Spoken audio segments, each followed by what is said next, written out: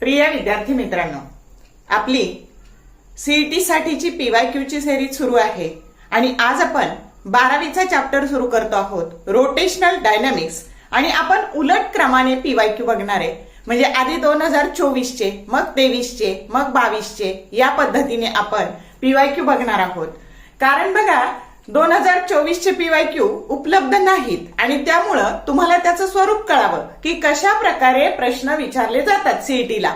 आणि आता तुमच्याकडे सध्या वेळ आहे, अभ्यास कुठून सुरू करायचा हे पण समजत नाही, तर रोज तुम्ही असे 10-10, 20-20 जरी प्रश्न करायला सुरुवात केली आतापासून, तरी तुमचा सीईटीचा अभ्यास चांगला होऊन जाईल.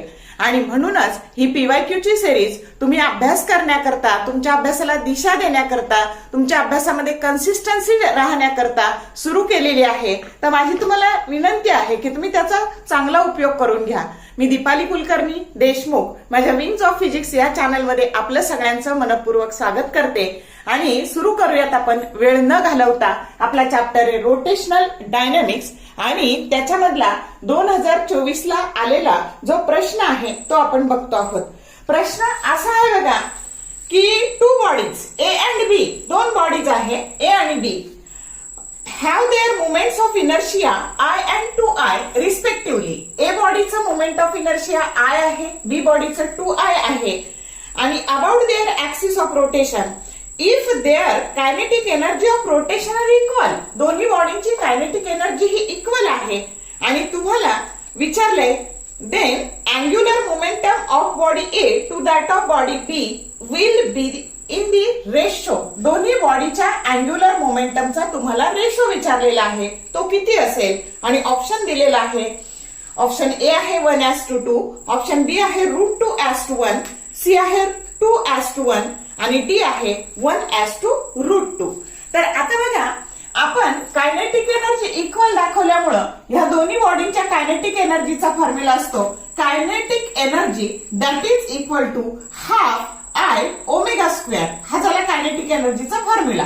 मग ए बॉडीची कायनेटिक एनर्जी ही झाली आणि बी बॉडीची कायनेटिक एनर्जी ही झाली half I1 omega A square that is equal to half IB omega B square. आता हे हाफ हाफ कॅन्सल झाले आणि ह्या IA ची किंमत आपण I टाकली आणि B ची किंमत, ह्या IB ची किंमत 2I टाकली आणि ह्या पद्धतीने आता I कॅन्सल झालं आणि omega A square divided by omega B square that is equal to 2. आणि म्हणून अँग्युलर व्हेलॉसिटीचा ratio omega A is to omega B हे आलं √2. आणि मग अँग्युलर मोमेंटमचा फॉर्म्युला असतो L that is equal to I omega. मग LA angular momentum of body A to the angular momentum of body B चा रेशो विचारलाय. मग आपण इथं फॉर्म्युला लिहिला IA omega A divided by IB into omega बी. ह्या IA ची किंमत I टाकली, IB ची किंमत बघा 2I टाकली, परत हे I कॅन्सल झाले, ह्या ओमेगा ए बाय ओमेगा बी ची किंमत √2 टाकली, √2/2 दॅट इज नथिंग बट, आता याला आपल्याला लिहिता येतं √2 आणि ह्या 2 ची किंमत √2 इंटू √2, एक कॅन्सल झालं, √2 आणि √2 शिल्लक काय राहिलं 1/√2. आणि म्हणून उत्तर काय आलं 1:√2 की जो करेक्ट ऑप्शन डी आहे. तर या पद्धतीने हे न्यूमरिकल सोडवायचं आहे. समजलंय का?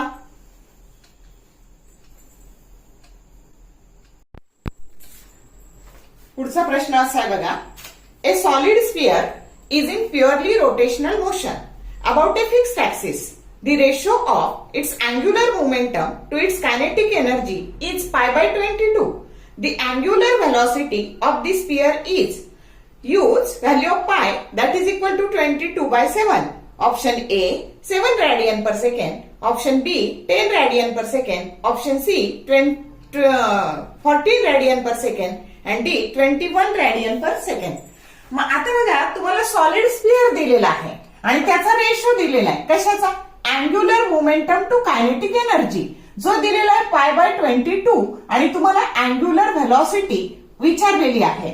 मग अँग्युलर मोमेंटमचा फॉर्म्युला असतो I ओमेगा. I म्हणजे मोमेंट ऑफ इनर्शिया त्या सॉलिड स्फिअरचं आणि ओमेगा त्याची अँग्युलर व्हेलॉसिटी.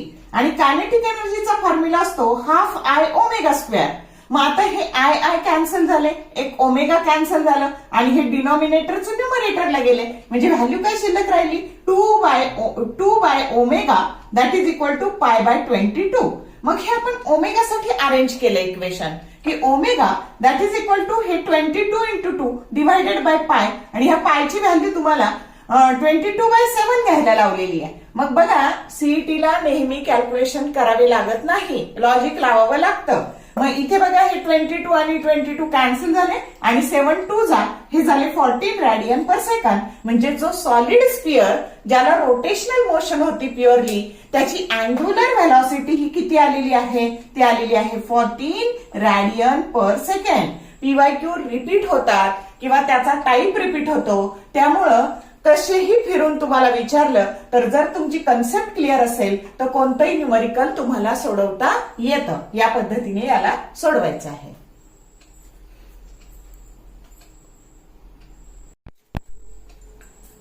पुढचा प्रश्न आहे बघा. A thin walled hollow sphere rolls without slipping on a horizontal surface. Ratio of its rotational kinetic energy to translational kinetic energy is x by 3. The value of x is option A 5, B 4, C 2 and D 1.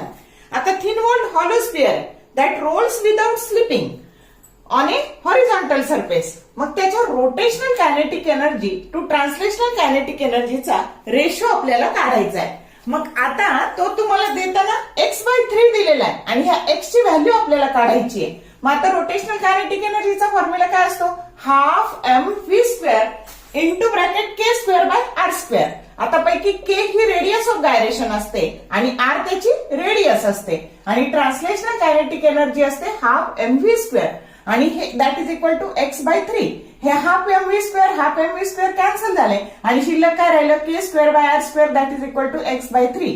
पण hollow sphere साठी ही K square by R square ची value 2/3 असते. तर हा जो rotational dynamics chapter आहे तर तुमच्या त्या लेसनच्या मागे ह्या सगळ्या के स्क्वेअर बाय आर स्क्वेअरच्या व्हॅल्यू दिलेल्या आहे, रिंगची, सॉलिड स्पिअरची, डिस्कची, त्या सगळ्या व्हॅल्यू चांगल्या लर्न करा आणि सगळ्या बॉडींचे सगळ्या ऍक्सिस बद्दलचे मोमेंट ऑफ इनर्शिया सुद्धा चांगले करा. त्याच्यावरच प्रश्न आहे हे तुमच्या लक्षात आलं असेल. तर आता बघा मग हे 2/3 ही व्हॅल्यू टाकली तर 2/3 that is equal to x by 3. हे 3 कॅन्सल झाले आणि x बरोबर 2 की जो करेक्ट ऑप्शन सी आहे. तर या पद्धतीने याला सोडवायचं आहे. Next question. The ratio of radius of gyration of a thin ring of mass capital M and radius capital R about its own axis to the radius of gyration of a uniform disk of same mass and radius about its diameter is option A 1:√2, B 1:2, C √2:1 and D 2:1. आता आपल्याला ratio काढायचा आहे. कशा कशाचा, तर radius of gyration of a ring about its own axis to the radius of gyration of a disc about its diameter, या दोन्हींचा. मग रिंगचा त्या ऍक्सिस बद्दलचा मोमेंट ऑफ इनर्शिया हा mr² असतो आणि रेडियस ऑफ गायरेशनचा फॉर्म्युला असतो √I/m. म्हणजे याला जर आपण m ने डिवाइड केलं तर m तुमचे कॅन्सल झाले आणि हे राहिलं √R² that is nothing but r. म्हणजे रिंगची या ऍक्सिस बद्दलची रेडियस ऑफ गायरेशनची किंमत आली कॅपिटल R. आता डिस्कचा त्या ऍक्सिस बद्दलचा मोमेंट ऑफ डायमीटरला कोइन्साइड होणाऱ्या ऍक्सिस बद्दलचा मोमेंट ऑफ इनर्शिया असतो mr²/4. मग रेडियस ऑफ गायरेशनची किंमत असते √I/m. मग आता इथे हे m निघून गेले, कॅन्सल झाले आणि √R²/4 ची किंमत आली R/2. म्हणजे या तुमच्या डिस्कची डायमीटरला कोइन्साइड होणाऱ्या ऍक्सिस बद्दलची रेडियस ऑफ गायरेशनची किंमत असते R/2. या दोन्हीचा रेशो घेतला R/2 that is nothing but 2/1 आणि म्हणून करेक्ट ऑप्शन तुमचा आला डी की दोन्हीच्या रेडियस ऑफ गायरेशनचा रेशो 2:1 की जो करेक्ट ऑप्शन डी आलेला आहे. म्हणजे तुमच्या हे लक्षात आलं असेल की तुम्हाला सगळ्या बॉडीचे सगळ्या ऍक्सिस बद्दलचे मोमेंट ऑफ इनर्शिया हे लर्न असले पाहिजे, तेव्हाच हे न्यूमरिकल्स तुम्हाला सोडवता येतील. तर पहिलं काम काय करायचं, सगळ्या बॉडीचे मोमेंट ऑफ इनर्शिया चांगले लर्न करा सगळ्या ऍक्सिस बद्दलचे. Okay.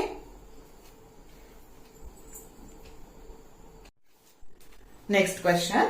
A particle of mass m is rotating in a circular path of radius r. Its angular momentum is L, capital L. The centripetal force acting on it is F. The relation between F, L, R and M is option A, F that is equal to L divided by mr cube, B, L that is equal to m square F r square, C, L square by m that is equal to Fr cube and D, F by L cube that is equal to mr square. मग आता हा जो particle आहे तर त्याचा मास m आहे. ज्या वर्तुळाच्या परिघावर सर्कम्फरन्सवर तो फिरतो त्याची रेडियस r आहे. त्यानंतर त्याचं अँग्युलर मोमेंटम कॅपिटल L आहे आणि त्याच्यावरचा सेंट्रिपेटल फोर्स आणि ह्या सगळ्यांमधलंच F, L, M, R याच्यातलं रिलेशन आपल्याला शोधायचंय. मग आता आपल्याला अँग्युलर मोमेंटमचा फॉर्म्युला माहितीये m into V into R. त्याच्यावरून v काय झालं L divided by mr. V square करायचं का तर सेंट्रिपेटल फोर्सच्या फॉर्म्युल्यामध्ये व्ही स्क्वेअर असतं म्हणून v square that is equal to L square divided by m square r square. मग सेंट्रिपेटल फोर्सचा फॉर्म्युला त्या एफ सीपी ला त्यांनी एफ म्हटलंय म्हणून आपण इथं सेंट्रिपेटल फोर्सच्या formula F that is equal to m v square by r. हे एम बाय आर बाजूला काढले कंसात लिहिले आपण L square divided by m square divided by into r square. आणि हा सेंट्रिपेटल फोर्सचा जो फॉर्म्युला आहे तर हा प्रश्न सीईटी 2023 ला विचारलेला आहे. मग याला फक्त थोडंसं रिअरेंज करायचं का तर आपल्याला सी ऑप्शन असा दिलेला आहे म्हणून फक्त ह्या आर क्यूबला इकडे घेतलं L square by m that is equal to F into r cube की जो करेक्ट ऑप्शन सी आहे. तर नेहमी रिपीट होतात पीवायक्यू.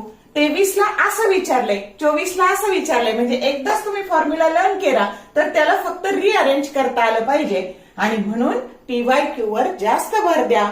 80% प्रश्न हे पीवायक्यूच आहेत रिपीट झालेले म्हणून त्याचा काळजीपूर्वक अभ्यास करा.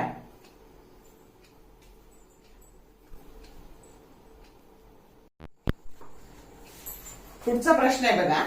For a particle in a vertical circle the total energy at different positions along the path the motion is under gravity. Option A may increase or decrease, B decreases, C is conserved, D increases. आता हा प्रश्न 2024 ला तर विचारलाय पण 2017 ला सुद्धा विचारलाय म्हणजे परत पीवायक्यू रिपीट होतात. मग आता बघा ही व्हर्टिकल सर्क्युलर मोशन आहे. हा जो पॉइंट आहे तर याला आपण ए पॉइंट म्हणू, याला आपण बी पॉइंट म्हणू, याला सी पॉइंट म्हणू आणि याला डी पॉइंट म्हणू. हा लोएस्ट पॉइंट आहे, हा मिडल पॉइंट आहे, हा अपर मोस्ट पॉइंट आहे, हा पण मिडल पॉइंट आहे आणि याचा सेंटर ओ आहे आणि रेडियस आर आहे. तर ही रेडियस आर झाली सर्कलची.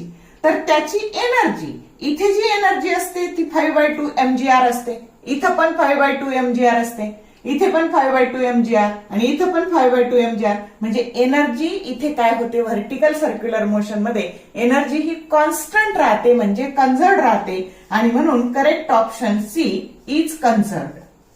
कळलं का? तर कन्सेप्च्युअल प्रश्न आहे तर या पद्धतीने सोडवायचं.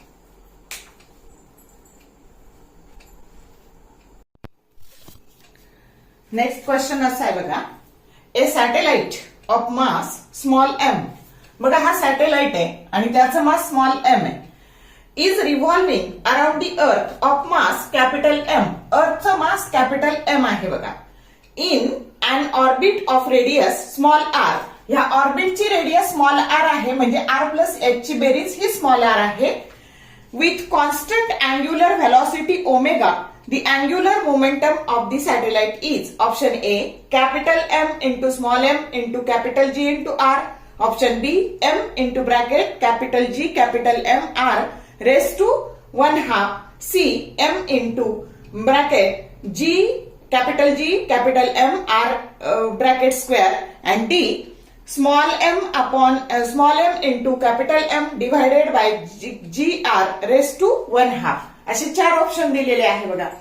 तर आपल्याला जेव्हा ह्या सॅटेलाइटचं मास स्मॉल एम आहे आणि तो ज्या पृथ्वीचं मास कॅपिटल एम आहे त्याच्या भोवती फिरतो आहे, ज्या ऑर्बिटची रेडियस स्मॉल आर आहे त्याचं काढायचं अँग्युलर मोमेंटम.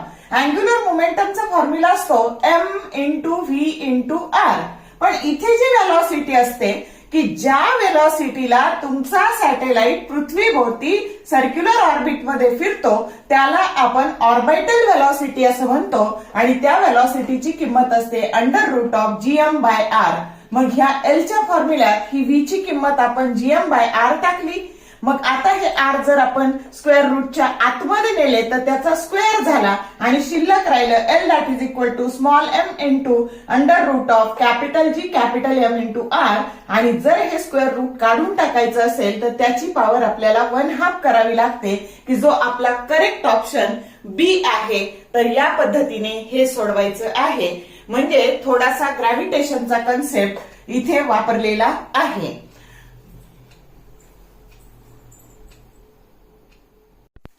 पुढचा प्रश्न आहे बघा. In case of a rotational dynamics which one of the following statement is correct? Where vector omega is angular velocity, vector v is linear velocity, vector r is radius vector alpha that is angular acceleration, vector a that is equal to linear acceleration, vector L that is equal to angular momentum, vector p that is equal to linear momentum, vector tau that is equal to torque and vector F that is equal to centripetal force. तर आता बघा सगळे vector form दिलेले आहेत ABCD option. तर ते बरेच लेंदी आहेत त्यामुळे मी काही वाचत नाही. आणि मग त्यातला करेक्ट कोणता आहे? तर मी नेहमी सांगते की फिजिक्सचा अभ्यास करताना एका पानावर पूर्ण तुमच्या सिलेबस मधले सगळे वेक्टर प्रॉडक्ट लिहून काढायचे. तुम्हाला कधीतरी एखादा वेक्टर प्रॉडक्ट सुद्धा MCQ ला येऊ शकतो किंवा या वेक्टर प्रॉडक्ट मधली कोणती क्वांटिटी किती अँगलला मॅक्सिमम आहे असं येऊ शकतं. तर ही सगळी क्वांटिटी मॅक्सिमम असते 90 डिग्रीला. असं पण शक्यतो टॉर्क कधी मॅक्सिमम आहे असं विचारलं जातं तर त्याचं उत्तर असतं की तो 90 डिग्रीला मॅक्सिमम असतो कारण क्रॉस प्रॉडक्ट असल्यामुळे तिथं साइन अँगल असतो आणि साइन अँगल मॅक्सिमम 90 डिग्रीला असतो. आणि आता बघा आपल्याला हे वेक्टर प्रॉडक्ट कसे लक्षात ठेवायचे? तर हे रॅडियल ऍसिलरेशन जे असतं ते vector omega cross V vector product मध्ये सिक्वेन्सला महत्व असतं आणि म्हणून ते व्यवस्थित लक्षात ठेवा. टॅन्जेन्शियल ऍसिलरेशनचा फॉर्म्युला असतो vector alpha cross vector r. त्यानंतर लिनियर व्हेलॉसिटीचा फॉर्म्युला असतो vector v that is equal to vector omega cross vector r. मग ओमेगा हा अँग्युलर व्हेलॉसिटी असते. त्याच्यानंतर angular acceleration vector alpha that is equal to vector a cross vector r. आता बघा इथं मी रे शोधली. का रे शोधली? तर तुमचा जो रोटेशनल डायनामिक्स चॅप्टर आहे तो अर्धा पार्ट सर्क्युलर मोशनचा आहे आणि अर्धा पार्ट रोटेशनल मोशनचा आहे. तर हे जे सर्क्युलर मोशन मध्ये जे वेक्टर प्रॉडक्ट येतात त्या सगळ्यांमध्ये आर हा नंतर येतो. लक्षात ठेवा ट्रिक. आणि जे रोटेशनल मोशन आहे म्हणजे ज्याच्यात अँग्युलर मोमेंटम येतं टॉर्क येतो तर त्याच्यामध्ये आर हा आधी आहे. वेक्टर आर हा आधी आहे म्हणून वेक्टर एल म्हणजे angular momentum that is equal to r cross p. हे पी लिनियर मोमेंटम आहे. त्यानंतर vector tau that is equal to r cross F. आणि म्हणून हे सगळे करेक्ट वेक्टर प्रॉडक्ट कोणत्या ऑप्शन मध्ये आहे? तर सी या ऑप्शन मध्ये आहे.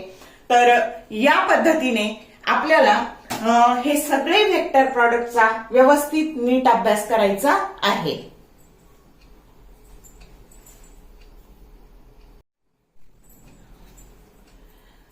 तर बघा आपण 2024 चे PYQ सगळ्यात आधी आपल्या चॅनलवर उपलब्ध आहेत. बघा तुम्ही शोधा तुम्हाला सापडणार नाहीत अजूनपर्यंत. तर ते सगळ्यात आधी मी तुमच्या पुढे आणण्याचा प्रयत्न केलेला आहे जेणेकरून तुम्हाला जेव्हा अभ्यासाला सुरुवात करायची आहे तर त्याचा तुम्हाला उपयोग होईल आणि तुम्हाला तुमच्या अभ्यासाला दिशा मिळेल की कशा पद्धतीचे प्रश्न विचारले जातात आणि अभ्यासाला कशा पद्धतीने सुरुवात करायची. आणि रोज जर तुम्ही ह्या सिरीज मधले 10 प्रश्न केले तरी तुमचा निश्चित अभ्यास होणार आहे. अजून एक तुमच्यासाठी काम केलेले बघा. चॅनलवर गेलात विंग्स ऑफ फिजिक्स या चॅनलवर गेलात आणि तुम्ही रोटेशनल डायनामिक्सच्या प्लेलिस्टवर जर गेलात तर तुम्हाला 1 मिनिटात एक प्रश्न PYQ त्याचा तुमचा अभ्यास होणार आहे आणि तुमचा कमी वेळात अभ्यास व्हावा म्हणून त्याचे शॉर्ट व्हिडिओ बनवलेले आहे. या सगळ्याचा तुम्ही जरूर उपयोग करून घ्या. व्हिडिओ जर आवडले तर लाईक करा, शेअर करा मित्रमैत्रिणींसोबत. त्यानंतर कमेंट टाकायला विसरू नका. All the best for your study and also exam. Thank you for watching this whole video.